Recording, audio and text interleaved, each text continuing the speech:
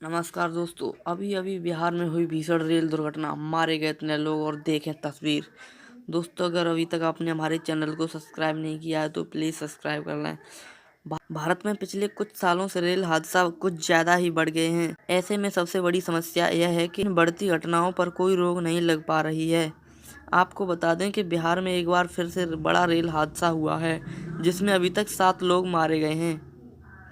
इसके साथ ही कई लोग घायल भी हुए हैं। रेलवे मृतक के परिवारों को 5 लाख मुआवजा देने का ऐलान किया है। इसके साथ ही गंभीर रूप से घायलों के लिए 1 लाख रुपए देने का मुआवजा किया है और जो घायल हैं उनके लिए 50,000 देने का ऐलान किया है।